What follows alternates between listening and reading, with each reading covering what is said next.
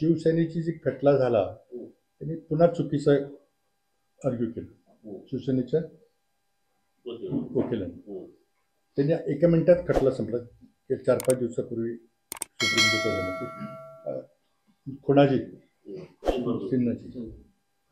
त्याने थोडंसं काय म्हटलं की आम्ही जानेवारीमध्ये ऐकतो, म्हणजे बरोबर सगळ्या निवडणुका संपल्यावर ऐकतो. त्याला मुद्दा मांडायला पाहिजे होता, चुकला तो, की बरोबर आहे निवडणुका लढतात, पक्ष रोजच लढतात, काल बी लढले, पण प्रत्येक नागरिक 2 निवडणुका लढतो, राज्याची निवडणूक आणि देशाची केंद्रीय निवडणूक आयोग आणि स्थानिक निवडणुका त्या जिल्हा परिषद महानगरपालिका त्या आम्ही लढतो, त्या 10 वर्षे झालेल्या नाहीत.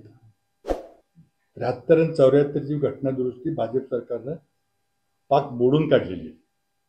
आणि त्यामुळे माणसांना आपला नगरसेवक, आपला पंचायत समिती सदस्य निवडायचा अधिकार नाही आहे. त्यामुळे हा वेगळा विषय आहे. त्याकरता तुम्ही आम्हाला चिन्हाचं निर्णय लवकर द्या, या निवडणुका होण्यापूर्वी. एक बाजू मांडली गेली नाही. मला वाटतं आता आणखी मांडली तरी चालेल. 10 वर्ष निवडणुका झाली ते सांगितलं का तिथं? विसरली ते. अरे पण तोपर्यंत सगळं निकाल लागेल ना, सगळे निवडणूक होऊन जाते.